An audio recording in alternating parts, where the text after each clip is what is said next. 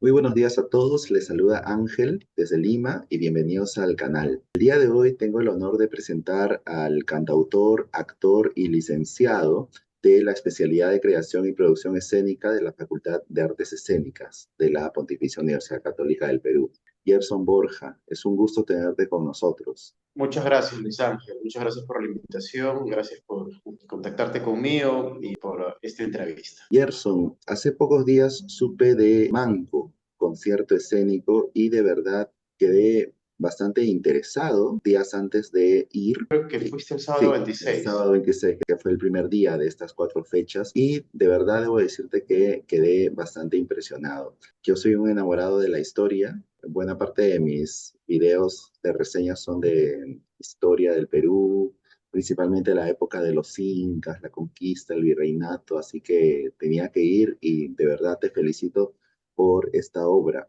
Cuéntanos, ¿cómo así surgió la idea de Manco Concierto Escénico? Todo empezó en una clase de historia del Perú en la Universidad Católica. Yo me encontraba estudiando teatro en el TUC, en el Teatro de la Universidad Católica, que hoy en día ya es especialidad de la universidad, de la Facultad de Artes Escénicas. Entonces, en aquel entonces, estábamos en una clase de historia y yo me acuerdo que el profesor nos tenía preparados un documental muy interesante sobre un evento llamado el Cerco de Lima, que yo no conocía, ¿no?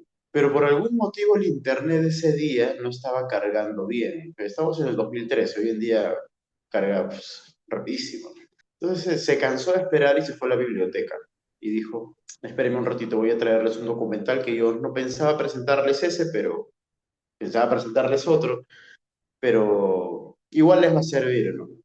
Para comentarlo. Entonces trajo el documental, me acuerdo un documental que se llamaba, era una serie, ¿no? Los Conquistadores, y había un capítulo que se llamaba La conquista del Perú. Era un documentalista inglés, me acuerdo que él viajaba a los lugares a donde se hacía referencia, el capítulo de la historia que In contaba y situ. era de todo el mundo. En esta ocasión vino a Perú y empezaron a narrar pasajes que yo conocía, ¿no? Empezando desde el viaje de los españoles, Cajamarca y Atahualpa, y recién estaba empezando el documental. Y luego llegaron a una etapa en la que los españoles dejan Cajamarca y viajan al Cusco. Y ahí me enteré que pasaron una serie de acontecimientos interesantísimos que tenían como protagonista a un nuevo Inca llamado Manco Inca. Más de la mitad del documental trataba sobre eso y me quedé fascinado con la historia. O sea, a nivel narrativo, a nivel dramático, me pareció una historia muy potente, pero tan potente que me pareció interesantísimo. Yo dije, ¿cómo no? Claro, era como para que alguien, un cineasta norteamericano o de algún país que tenga el presupuesto, tome esta historia y haga una película o algo así. ¿No? ¿Qué bestia? No, no Cine épico. parecía, no, parecía de ficción, no parecía Juego de Tronos, o sea, sin toda la fantasía, ¿no? Pero me parecía impresionante. Y recuerdo que una de las cosas que más me llamó la atención fue cuando Manco Inca estaba en Ollantaytambo, en Cabamba, y en todas esas ocasiones intentaron a tomarlo prisionero y siempre encontraba la manera de volver a salir airoso y no dejarse capturar, no dejarse vencer. Si es posible seguir replegándose, pero no se dejó capturar. Y hasta el final no se dejó capturar, no lo pudieron capturar. Lo que pasó fue o sea, yo no voy a spoilear la película, la Claro. historia, pero pudo resistir y heredar esa resistencia también. Me llamó poderosamente la atención, me conmovió y se me vino a la cabeza la idea de poder escribir una obra sobre eso. Lo que pasa es que yo no era dramaturgo, yo era actor, no era tampoco director, y para mí escribir era una de las cosas más difíciles que puede haber. Hasta el día de hoy, ¿eh? Yo intenté escribir, no tenía idea, no sentía seguridad con lo que escribía, y decía, wow, ¿cómo escriben los que escriben? ¿No? Porque yo escribía algo y me parecía la cosa más mala que se haya escrito. Escribía media página y decía, ¿qué Tenías es esto? bastante autocrítica. Sí, o sea, mucha inseguridad. Y decía, algunos han nacido para escribir, otros no. Y encima una cosa es escribir sobre algo que tú conoces y nadie más conoce, que es quizás una experiencia personal, ¿no? O una historia basada en una experiencia personal. Pero escribir sobre la historia del Perú, que más bien uno tiene que prepararse, O sea, te das cuenta de que hay mucho material que se ha escrito al respecto, Muchas fuentes, primarias, hasta secundarias. claro, crónicas, libros de divulgación en los que los análisis de los historiadores no siempre coinciden. Yo dicen que no, no puedo, esto mejor quizás que lo haga otro. Y por eso pasó tanto tiempo, como te digo, la idea inicial me nació en el 2013, pero por algún motivo no se me salía de la cabeza. Con el tiempo, intenté trabajarlo en un grupo de teatro que tuve con unos amigos y también pensé hacer un unipersonal, me acuerdo. Con el tiempo empecé a escribir canciones y esa fue la clave para poder consolidar una propuesta y al parecer el teatro musical, en mi caso, era el camino. A mí me encantó porque antes de ir yo estaba tratando de pensar cómo va a ser la obra. Decía concierto escénico, pero va a ser un concierto o va a ser una narración, va a ser actuación y hubo un poco de todo. Hubo canto, hubo narración. ¿En qué momento ya tuviste la obra completa? Porque me dijiste que fue algo como que tú tenías inseguridad, no lo creaste desde un principio en el 2013, ahí conociste a Mango Inca, en realidad quizá ya sabías de la historia, pero no sabías toda esa complejidad de este personaje real. ¿En qué momento tuviste lista la obra? Efectivamente, yo conocía el nombre de Manco Inca desde niño, pero siempre me pregunté en qué momento existió, porque desde Manco Cápac hasta Atahualpa no figura el nombre Manco Inca por ahí. Yo dije, si Manco Inca es un Inca, ¿en dónde están? O sea, después de Pachacute, Tupaquipanqui, Huayna Cápac, Huáscar, Atahualpa, pero no, ¿dónde está Manco Inca? Y antes Hay de una ello, nebulosa, ¿no? claro, antes de Huiracocha, ¿dónde está? No aparece en ningún lado. ¿En qué momento existió Manco Inca? Lo tenía por ahí en la cabeza. Yo me acuerdo que empecé a leer, me ayudó mucho el primer libro sobre el personaje, porque también he leído libros para contextualizarme en la situación y también en la etapa previa a la historia de Manco Inca. Me acuerdo que utilicé un libro de Juan José Vega, que investigó bastante el personaje. Precisamente el libro se llama Manco Inca, el Gran Rebelde. Y me nutrí bastante gracias a esa investigación. Es un libro de divulgación también. Y me sirvió mucho. Empecé a hacer una escaleta, ¿no? A trabajar. Y yo me acuerdo que cuando ya había tomado la decisión de hacer una obra musical, me metí a un taller con el maestro Mateo Chiarella en la escuela de su centro cultural Arampa. Bueno, fue virtual, me acuerdo que estábamos en pandemia. Y Mateo ha trabajado bastante con musicales, ¿no? Musicales de Broadway. Entonces él conoce bastante cómo están ese estilo de obras de teatro musical y nos recomendó un par de libros, ¿no? En inglés, en grandecitos, que leí, pero aparte él también había resumido su clase y nos compartió el estilo que se suele utilizar para escribir esos musicales. Eso me ayudó y preparé una escaleta, primero de una obra larga, de teatro musical convencional, larga de 2 horas y con un intermedio de 3 actos, con 17 canciones. El factor clave fue mi tesis de licenciatura de la carrera de creación y producción escénica en Católica, que yo ya en el 2022 estaba pensando, yo pensaba hacer una tesis sobre la producción teatral. No pensaba, la verdad, dedicarme a ser creador. Ahora es el camino ya que voy a seguir. Fue bastante curioso eso, la verdad. Sí, y creo que deberías. Es algo que, pues, claro, iba un poquito en contra, no en contra, sino no era mi plan. Entonces yo me acuerdo que yo tenía esta idea y tenía el bichito. Lo que pasa es que yo no quería dirigir mi tesis de investigación a algo que quisiera crear, sino algo que de verdad me gustaría, me interesaría investigar.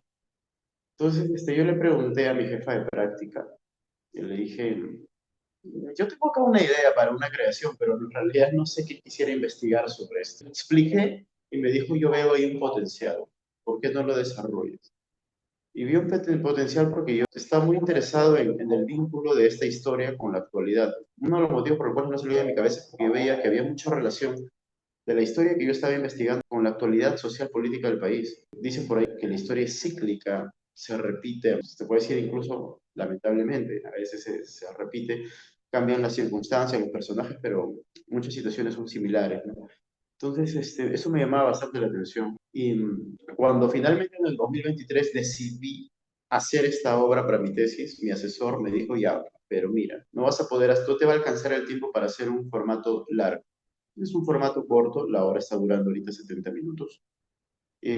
Si quieres, después haces una versión diferente, pero acá para que te gradúes es una versión corta, solamente con 8, máximo 10 canciones. Al final hice 9 en promedio. Mi tesis abarcó tres temas para la creación, que era primero cómo me documento, qué investigo. Escogí una cantidad de libros, que no podían ser muchas. Un factor, Luis Ángel, importantísimo fue el tiempo. A veces a un creador, a un escritor, cuando le preguntas, ¿cuándo está tu novela? Una respuesta tradicional que suelen decir es cuando tenga que estar. ¿Cuándo va a salir la obra? Cuando salga. O sea, déjame tranquilo. Es que no se puede presionar así, decir la otra semana, ¿no? No es como otro trabajo. Claro, el trabajo creativo es peculiar, ¿no? Sin embargo, hay otros autores, sobre todo me pasa con compositores musicales. Yo los he escuchado decir que a veces les funciona la presión. A ningún creador creo que le guste la presión, pero sí hay que reconocer que a veces también sin presión pueden pasar, bueno, no te digo que en mi caso, a mí se me ocurrió en el 2013 y como no tenía presión pasó mucho tiempo, ¿no? En este caso, para mi tesis yo tenía que cumplir objetivos. Entonces pasó una cosa impresionante. Estábamos en marzo, yo tenía que presentar la obra en agosto y tenía que escribirla en aproximadamente 3 meses y ensayarla en 2. Y así lo hicimos.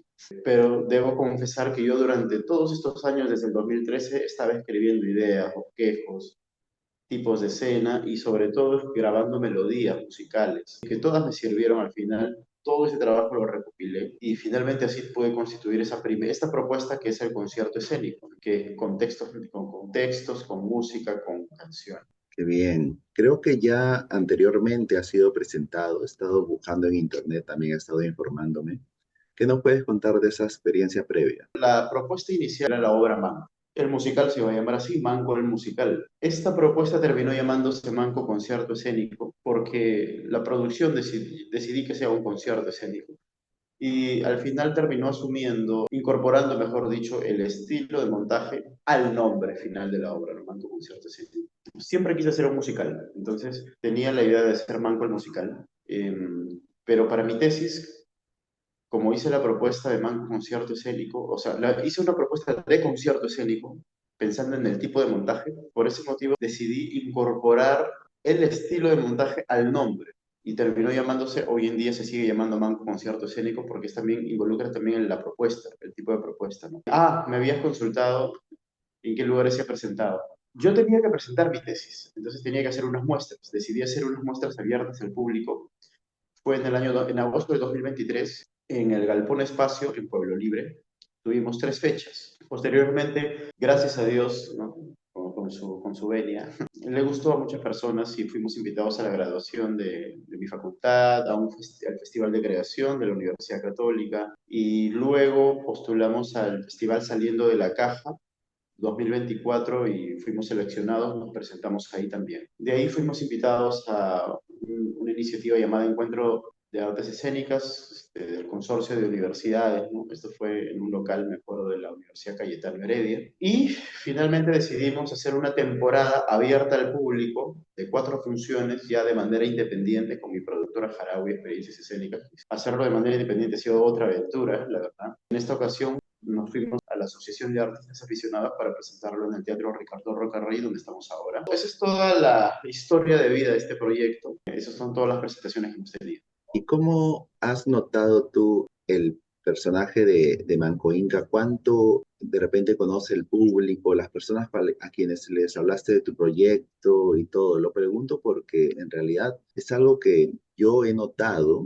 Bueno, es solamente percepción personal quizás, pero los incas de Vilcabamba, a ratos como que uno los pierde de la memoria histórica del Perú muchas veces, quizá por el colegio que solamente se nos dio pinceladas. Más conocemos de Pachacútec, Huáscar, Atahualpa, ¿no? Después la colonia y toda esa riqueza de personajes históricos que han existido, como que a veces uno consulta y por ahí de nombre saben quién fue el Manco Inca, Tupac Amaru primero, pero ¿cómo piensas tú que el público antes de ver tu obra estaba como que de repente condicionado o interesado en ese personaje? Porque si a veces yo digo Manco Inca, ¿quién fue Manco Inca?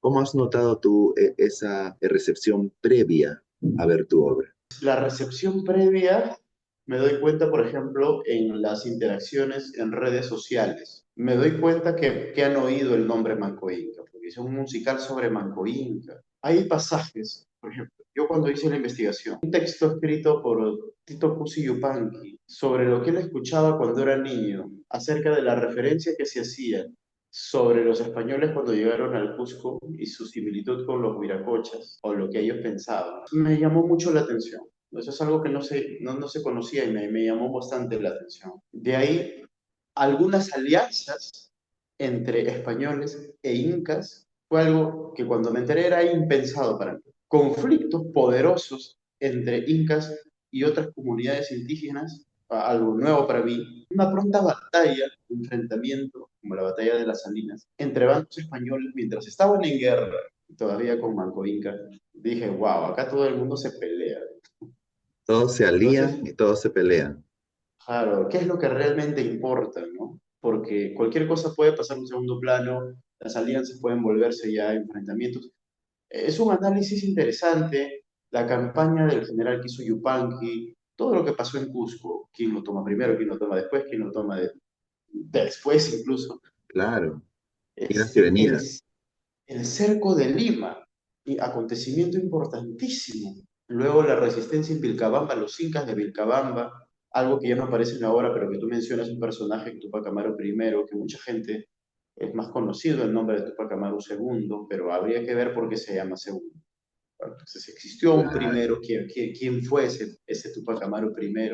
¿Y qué le pasó a Tupac Amaru I también cuando visitó también. Lima? A mí me llamó poderosamente la atención y yo me daba cuenta, en todas estas cosas, me doy cuenta en los comentarios sobre todo que algunas personas, muy pocas, conocen. La mayoría conoce el nombre Manco Inca, nada más no saben quién es Curaoquio, no sabían que Pizarro era un clan en realidad de cuatro hermanos y un sobrino. Más un medio hermano, Martín de Alcántara, ¿no? Fue toda la familia se vino acá. Claro, toda esa figura representó un clan poderoso, importante. Una cosa es que venga una sola persona. Claro, Pizarro era una persona muy importante, conocedor, astuto para desarrollar sus estrategias, sobreviviente.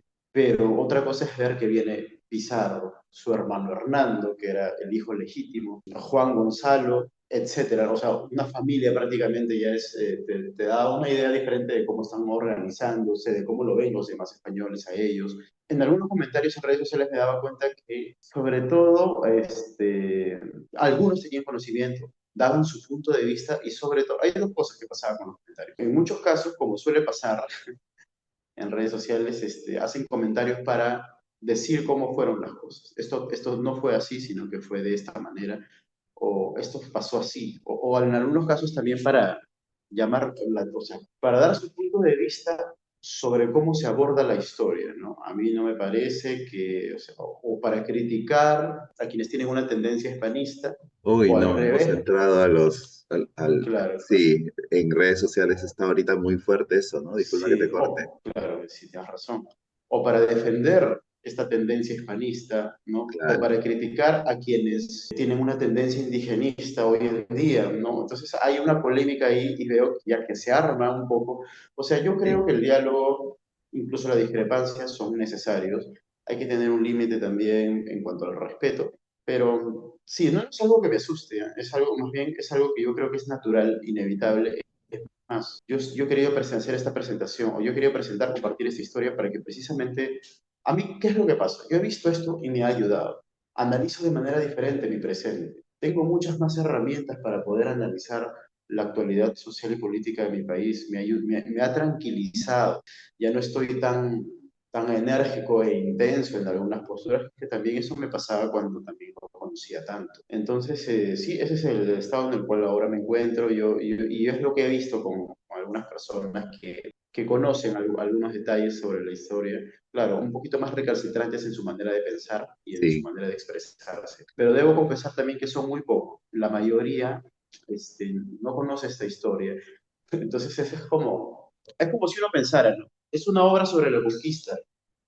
Lo primero que uno pensaría, allá entonces seguramente se va a representar la captura de Atahualpa en Cajamarca, Claro, eso es lo que uno está en el imaginario pero no, colectivo. aquí son otras etapas y Sí, de verdad. Yo, por algún libro, por alguna reseña que he hecho, por algún pequeño video, he llegado a saber de como tú dices, algo recalcitrante, ¿no? De indigenista contra hispanista, y al final yo tomo las palabras de José Antonio del Busto, ¿no? Que dijo ni hispanista ni indigenista, sino peruanista.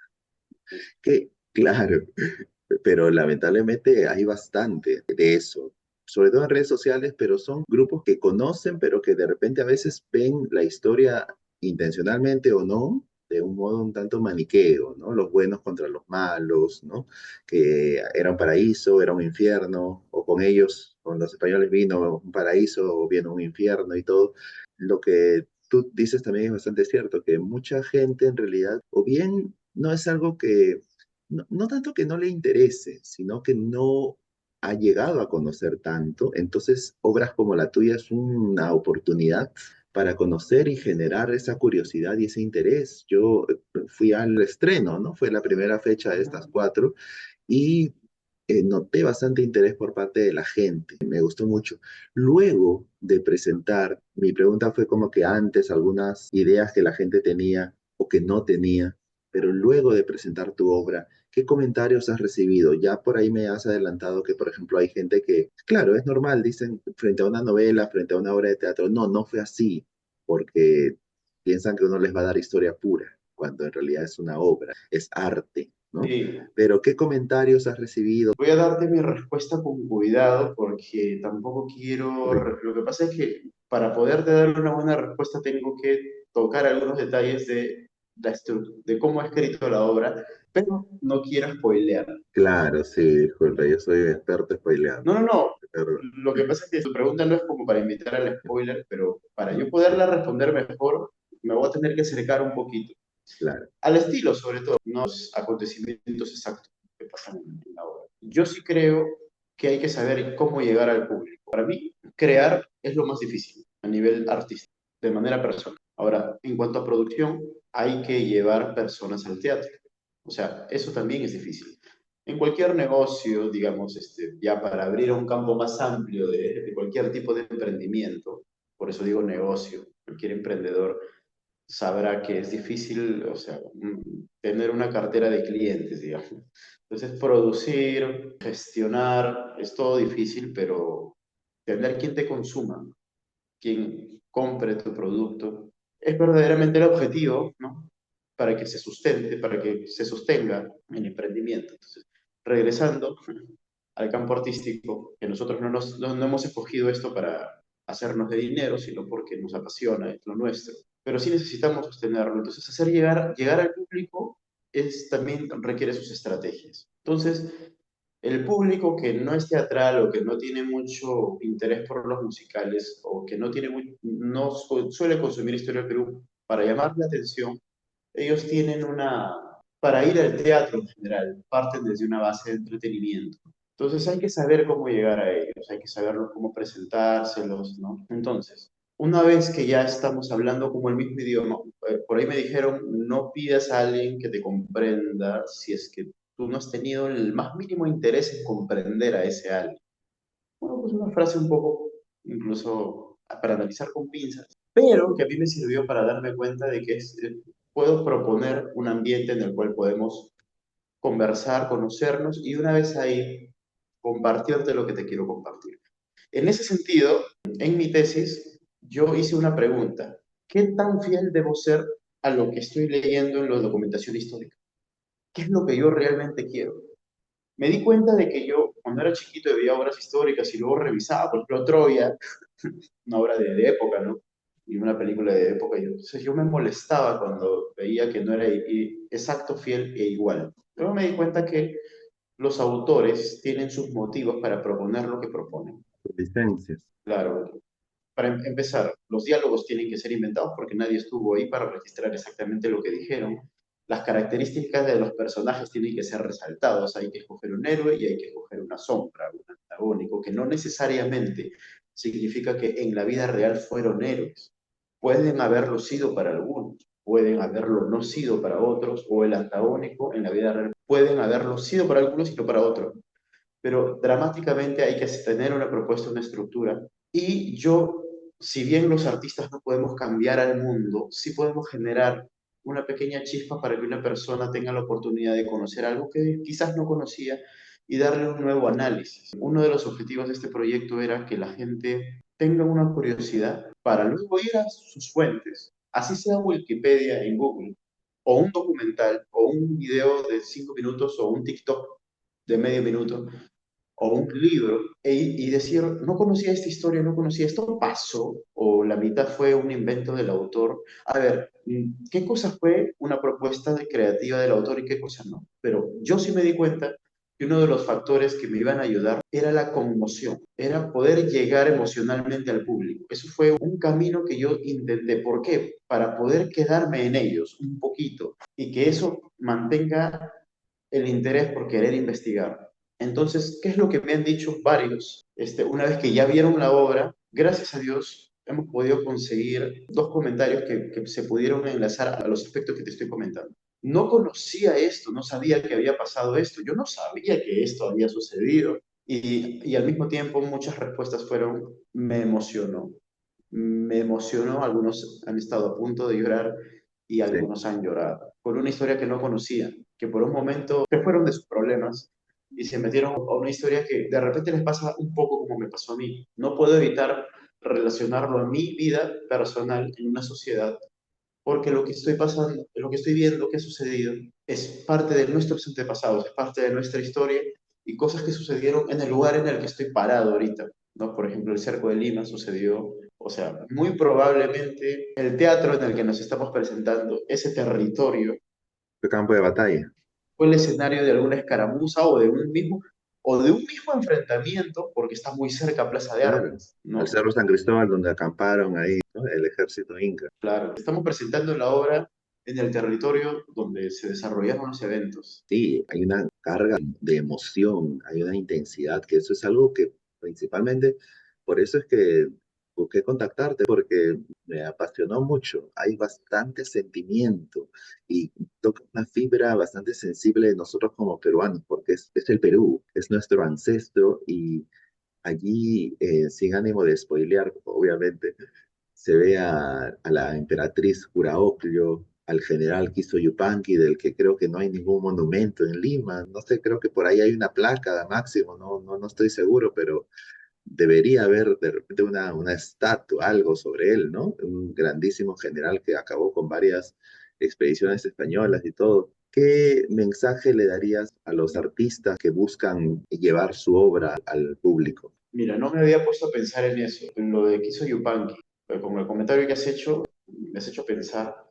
Manco Inca tiene estatuas en Lima, yo soy del Cono Norte, en la estación Naranjal del Metropolitano hay una, en el Cusco hay, incluso Cura Ocllo, que es un personaje lamentablemente no conocido, no muy conocido, de su esposa, Claro, la le joya, llegaron a hacer una estatua en Ollantaytambo. La próxima, los que están viendo en la entrevista, que vayan a Ollantaytambo, pregunten, ¿dónde está la estatua de Curahuasi? Y la van a encontrar. Esto Yupanqui, al parecer, no tiene razón, y debería tenerlo en Lima, en Lima. Quizás también en Cusco, en cualquier lugar del Perú, pero claro. sería muy simbólico que esté en Lima, precisamente en Lima. Que se Bueno, restituya la memoria de él, ¿no?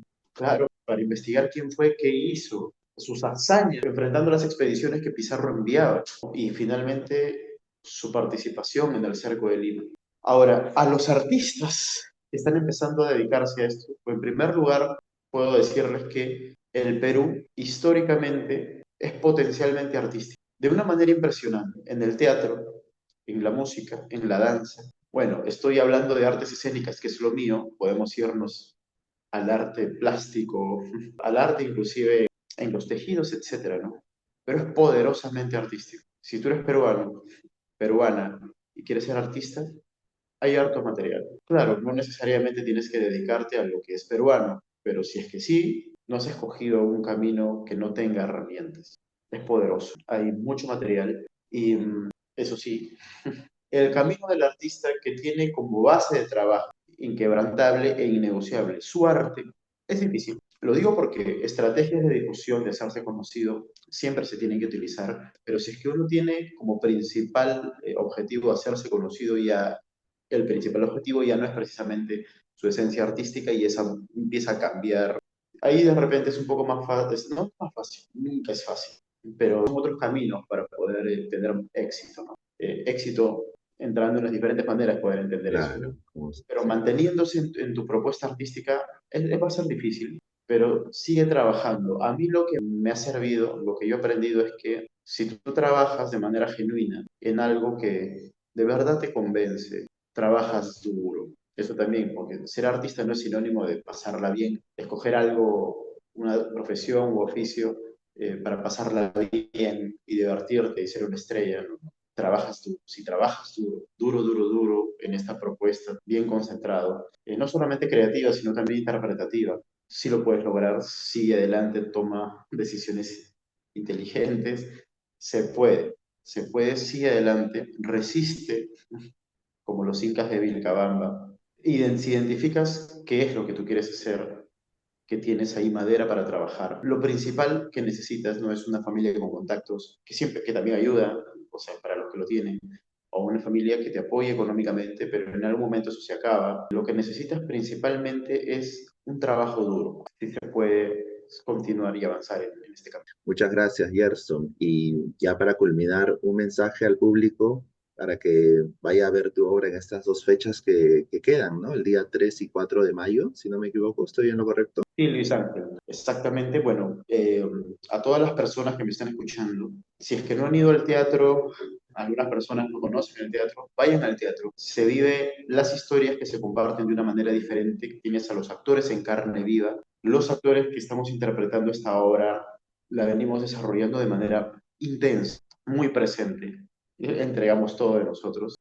Vayan al teatro, vayan a conocer un poco más sobre la historia del Perú. Es necesario. Somos todos parte de una sociedad y tenemos una participación en esta sociedad. Conocerla, conocer nuestra historia nos ayuda a poder entender un poco mejor por qué hoy en día somos como somos en sociedad, nuestra sociedad, nuestra vida política. Los invito a ver Manco Concierto Escénico, un musical sobre la historia del Perú. Déjense tocar también por la sensibilidad musical, que es otra narrativa. El texto tiene su participación, hay un ingrediente adicional que es la música, que también tiene algo que decirte. Conozcan la historia de Manco Inca, de la gran rebelión incaica contra los españoles. Vayan, enfréntense a lo que ustedes pensaban, conozcan cosas de lo que no pensaban. Déjense compartir estos eventos que quizás no conocían sobre la historia del Perú y continúen su investigación de manera personal. Participen de esta experiencia escénica. Los invitamos a Manco Concierto Escénico el 3 y 4 de mayo son nuestras últimas fechas este sábado y este domingo, sábado a las 8 de la noche y domingo a las 7, en el Teatro Ricardo Roca Rey de la Asociación de Artistas Aficionados, Girón ICA 323, Cercado de Lima, al costado del Teatro Municipal. Van a estar en un espacio en el que alguna vez se desarrollaron los eventos que vamos a narrar en la obra, o sea, en un territorio por lo menos. El teatro en esa época, en 1533, no existía. Déjense contagiar por esta experiencia, los esperamos. Las entradas las pueden adquirir en la plataforma Joinas y en el link de la descripción de nuestras redes sociales en Instagram, que son Manco Concierto Escénico en Instagram y la productora Harawi.ee también en Instagram. También. Los esperamos. Gerson Borja, de verdad ha sido un honor. Muchas gracias por esta entrevista y quedan todos invitados a ver la obra Mango, concierto escénico. Muchas gracias a ti por la invitación, Luis Ángel, y muchas gracias a tus seguidores y que ven tu contenido. Muchas gracias, un gusto. Hasta una próxima ocasión.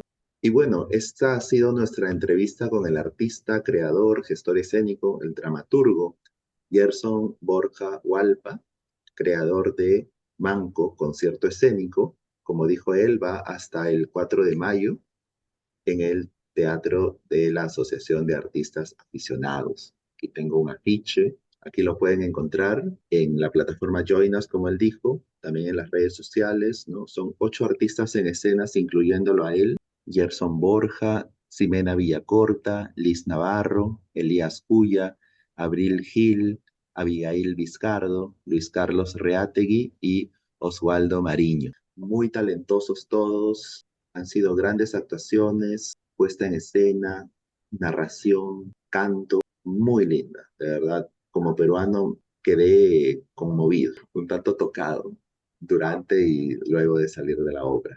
Así que con conocimiento les recomiendo a ver esta obra en sus dos últimos días, 3 y 4 de mayo. Quedan todos invitados. Chao, chao.